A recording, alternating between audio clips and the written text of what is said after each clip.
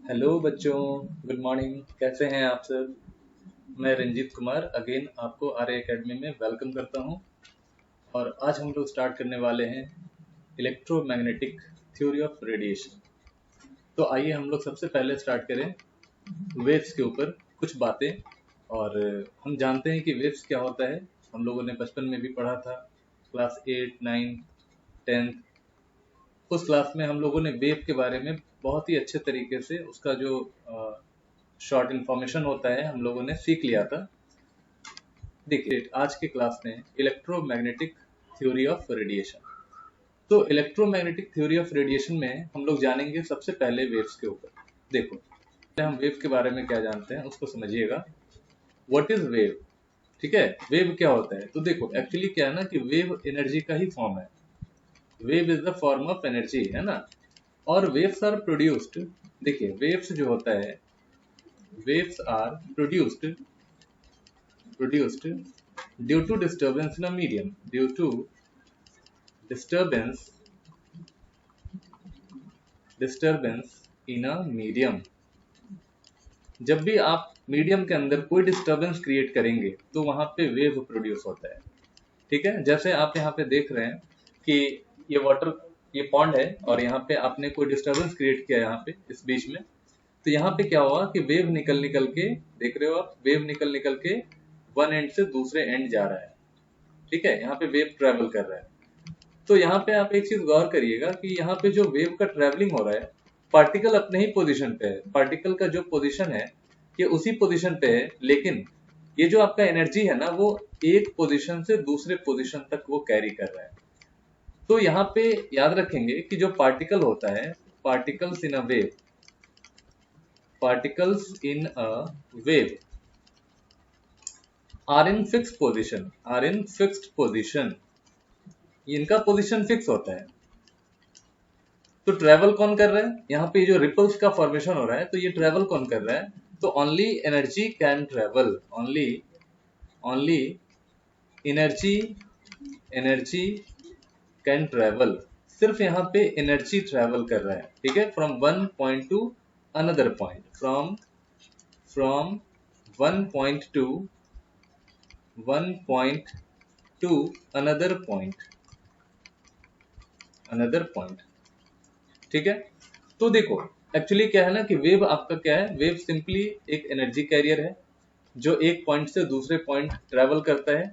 और इसी के अंदर हम अभी स्टार्ट करने जा रहे हैं इलेक्ट्रोमैग्नेटिक वेव। ठीक है, तो देखो इलेक्ट्रोमैग्नेटिक इलेक्ट्रोमैग्नेटिक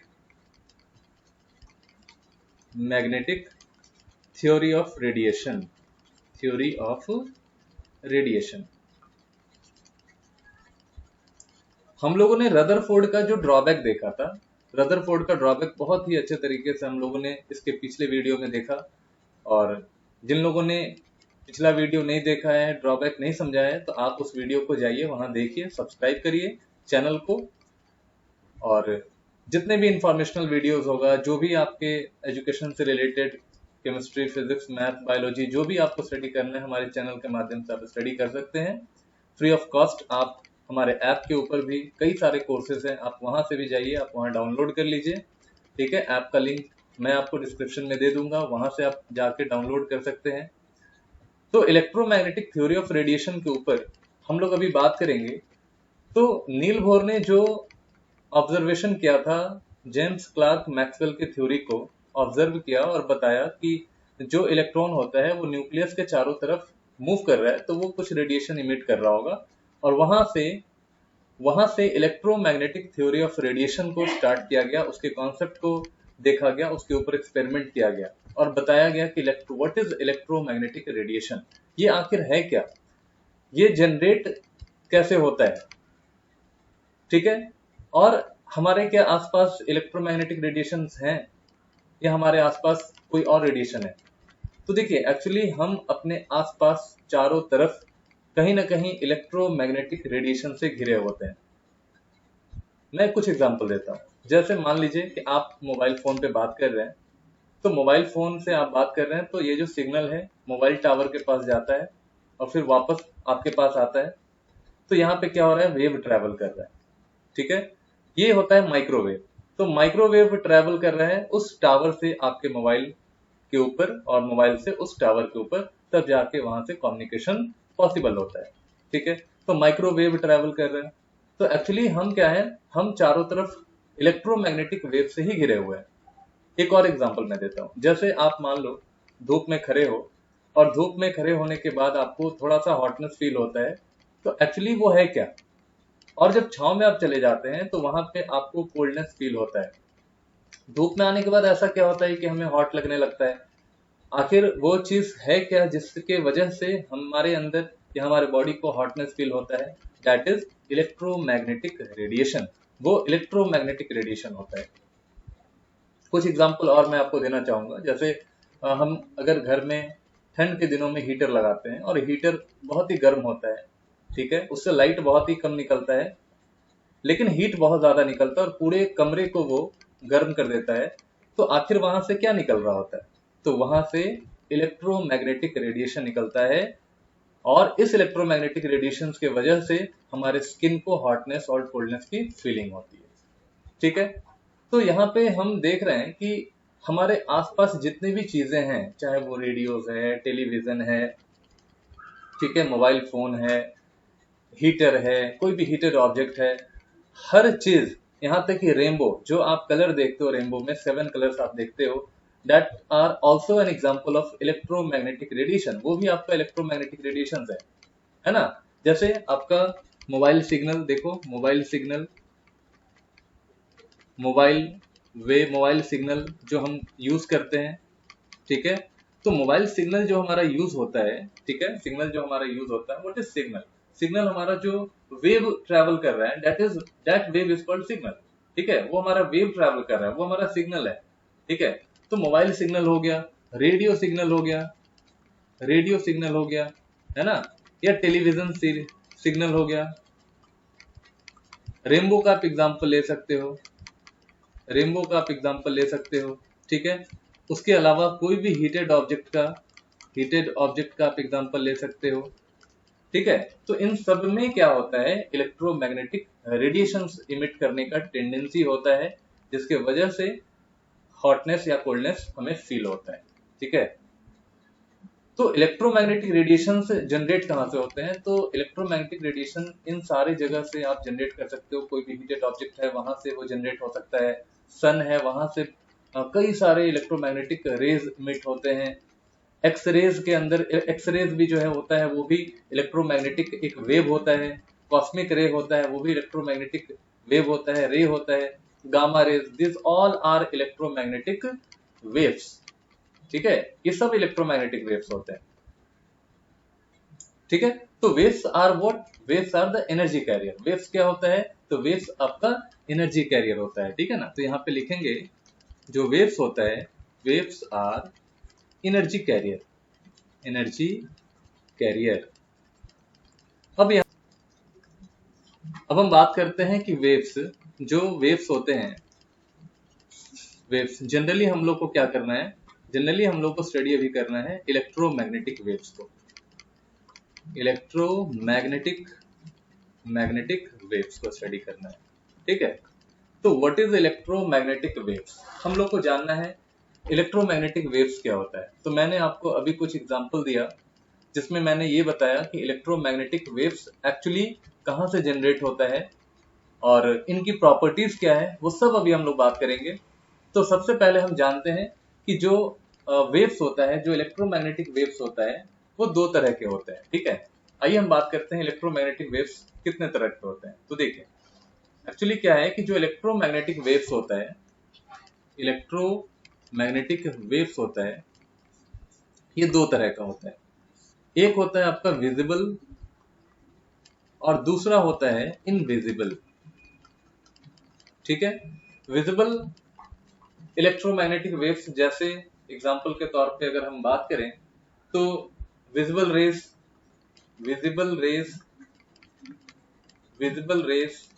जिससे हम रेनबो का फॉर्मेशन देखते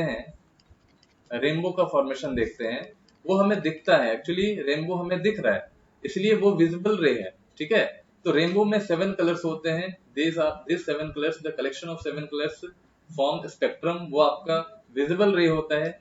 इनविजिबल के अंदर कई सारे रेज हो सकते हैं, जैसे जैसे आप मान लो X rays are invisible rays, ठीक है।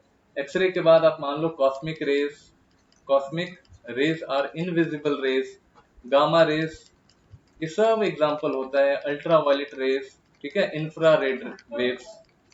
तो ये सब आपके जो हैं वो इनविजिबल हैं, वो आपको दिखेंगे नहीं, लेकिन इनका इफेक्ट जो होता है हमारे बॉडी पे बहुत ही ज्यादा होता है, ठीक है। हमारे बॉडी को, जैसे अगर अल्ट्रावायलेट लाइट की बात करें तो अल्ट्रावायलेट लाइट हमारे शरीर पे पड़ने से काफी ज्यादा परेशानी हो सकती है, स्किन के ऊपर कई कई सारे प्रॉब्लम्स हो सकते हैं। तो इनको हम देख नहीं पाते हैं, लेकिन इनका इफेक्ट जरूर हम महसूस कर पाते हैं, ठीक है ना। विजुअल रेस को हम देख पाते हैं, लेकिन इनका इफेक्ट जो होता है ये बहुत कम होता है as compared to invisible rays, invisible electromagnetic waves, ठीक है। यहां तक हम लोगों ने बात कंप्लीट किया। इसके बाद कुछ और एग्जांपल आप ले सकते हो, जैसे रेडियो वेव्स भी आप ले सकते हो, माइक्रोवेव्स ले सकते हो, माइक्रोवेव्स ले सकते हो। रेडियो फ्रीक्वेंसी हमारा रेडियो वेव्स पे काम करता है, रेडियो सिग्नल जो भी होगा। माइक्रोवेव्स जैसे हम मोबाइल सिग्नल हम लोग देखते हैं, दैट आर माइक्रोवेव्स, ठीक है, तो वो सिग्नल हमारा काम करता है वहां पे। अब हम बात करते हैं इलेक्ट्रोमैग्नेटिक वेव्स की क्या प्रॉपर्टीज है। तो देखिए, कैरेक्टरिस्टिक्स ऑफ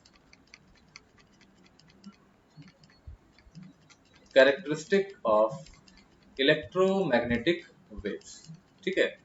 सबसे पहले हम बात करते हैं इलेक्ट्रोमैग्नेटिक वेव्स का कैरेक्टरिस्टिक क्या है, ठीक है।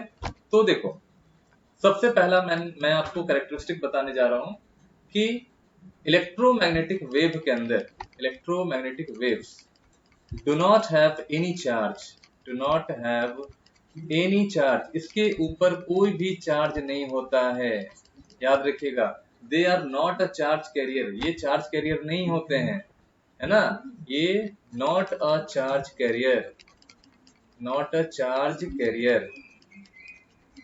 अगर कोई पूछेगा ये बताओ कि क्या अल्फा रेज इलेक्ट्रोमैग्नेटिक वेव होता है, तो आप बताएंगे alpha rays are not electromagnetic wave because alpha rays are हीलियम-2+ चार्ज कैरियर। अगर आपसे कोई पूछेगा ये बताओ कि कैथोड रे क्या चार्ज कैरियर है, तो बिल्कुल कैथोड रे चार्ज कैरियर है, लेकिन ये इलेक्ट्रोमैग्नेटिक वेव नहीं होता है। तो इलेक्ट्रोमैग्नेटिक वेव्स जो हैं वो मैंने आपको ऊपर बताया है, जिसमें आपका radio waves, microwaves, visible raise, they do not carry any charge, वो कोई भी चार्ज को कैरी नहीं करेंगे। अगर वो कोई भी चार्ज कैरी नहीं करेंगे तो इसका मतलब कि वो इलेक्ट्रिकल फील्ड और मैग्नेटिक फील्ड में डेविएट भी नहीं कर सकते हैं। तो यहाँ पे लिखेंगे they do not affect by external electric and magnetic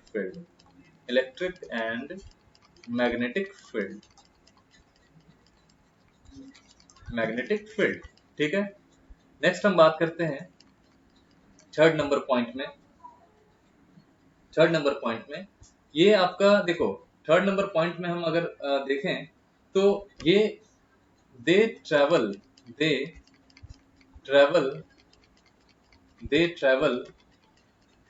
with the velocity of light, ये लाइट के वेलोसिटी से मूव करता है, ठीक है। दूसरी चीज कि इनका जो वेलोसिटी है, there velocity is independent of their source, ठीक है, देयर सोर्स। इनका कोई भी सोर्स हो, जैसे आइदर इलेक्ट्रोमैग्नेटिक वेव्स जो होगा सन से इमिट करे, चाहे वो कैंडल से इमिट करे, हीटर से इमिट करे, ठीक है। तो इलेक्ट्रोमैग्नेटिक वेव्स जो होता है वो स्पीड ऑफ लाइट के स्पीड के हिसाब से वो मूव करेगा, यानी कि जो भी लाइट का स्पीड है उस लाइट के स्पीड से वो मूव करता है। यानी कि इनका जो वेलोसिटी होता है, चाहे वो आइदर किसी भी सोर्स से हो, इनका वेलोसिटी फिक्स होता है, that is they travel along with the speed of light. वो स्पीड ऑफ लाइट के अनुसार ही, स्पीड ऑफ लाइट है जो स्पीड है उसके हिसाब से वो मूव करता है।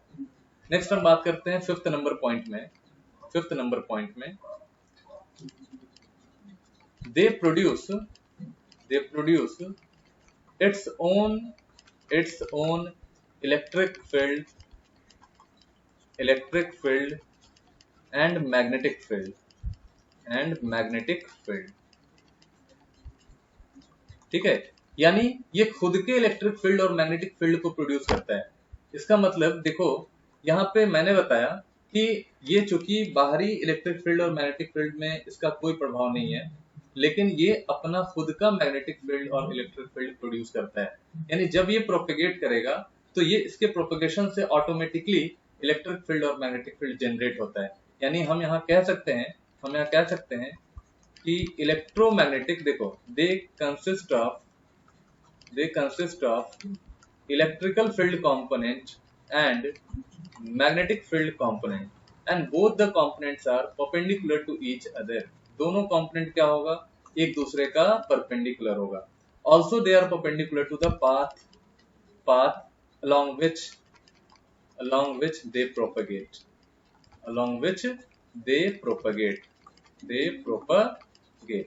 यानी कि जो जिस डायरेक्शन में ये चल रहे हैं उनके परपेंडिकुलर इलेक्ट्रिक फील्ड होंगे, उसके परपेंडिकुलर मैग्नेटिक फील्ड होंगे। जैसे इसका एक पिक्चर से आप समझिए। यहाँ पे देखिए, जैसे यहाँ पे हमने आपको दिखाया है इलेक्ट्रोमैग्नेटिक वेव्स कैसा होता है, वो जरा देखिए।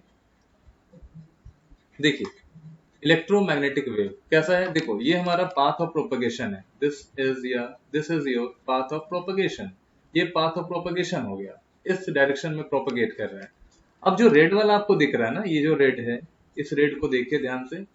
ये जो आपको रेड दिख रहा है, ठीक है, तो ये जो आपका रेड है ये मैग्नेटिक फील्ड है। दिस इज मैग्नेटिक फील्ड, ठीक है। मान लो आपका ये मैग्नेटिक फील्ड एक्स एक्सिस के अलोंग जा रहा है, और ये जो आपका ब्लू वाला लाइन है ना, ये जो आपका ब्लू वाला लाइन है, ये आपको रिप्रेजेंट कर रहा है इलेक्ट्रिक फील्ड को, ठीक है। और आप देख सकते हो कि दोनों जो फील्ड है एक दूसरे को 90 डिग्री पे कट कर रहा है, ठीक है। दोनों जो है एक दूसरे को 90 डिग्री पे यहाँ पे कट कर रहा है। इसका मतलब कि इलेक्ट्रिक फील्ड और मैग्नेटिक